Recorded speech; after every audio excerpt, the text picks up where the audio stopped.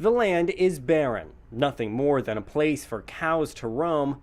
But now we know in September of this year, things will be changing. We have been on a fast track. We're in permitting now from the perspective of doing initial design work. The design work to build this massive 6,500 seat stadium will be complete with several playing fields. We confirmed hiring the team of Brassfield Gorey and Willis Smith. Willis Smith is a local contractor to begin the pre-construction work with the design team that have been engaged with the Braves now to design the stadium, the practice fields.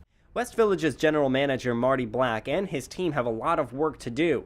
But before any work can begin, the first thing that must be done is soil testing.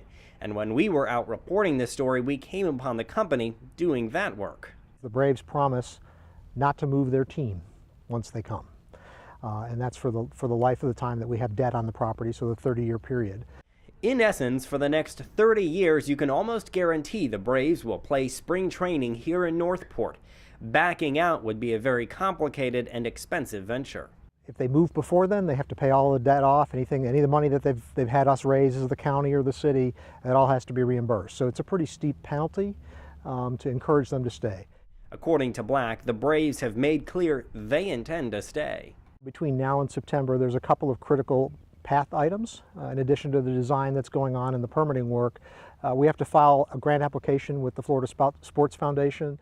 The $20 million the West Villages is requesting in state funding is not guaranteed. However, Black and some local lawmakers believe the money will be given. There was a proposed Florida House bill that would have sped along the application process. That bill failed, and now more time can be devoted to the application. And it's not just state money that's gone into this process. From Sarasota County, $22 million. From Northport, $5 million that could be paid out over time. The alternative would be the $300,000 for the next 30 years, which means if you live here in 5, 10, 20 years, you're also contributing to it then. Rather than dropping the $5 million all at once, Northport is considering spreading out the money over 30 years. And if you're doing the math in your head, yes, you're correct. If you do the math, $300,000 a year comes out to around $9 million over 30 years, which is the equivalent, they believe, of paying that $5 million today. The theory is more people will be living in the city as years go by, and that means more people will be contributing to the stadium that is expected to be a large tourism draw. It's also anticipated to be a job creator. They expect 70 full-time employees to operate that facility here in Northport and West Villages.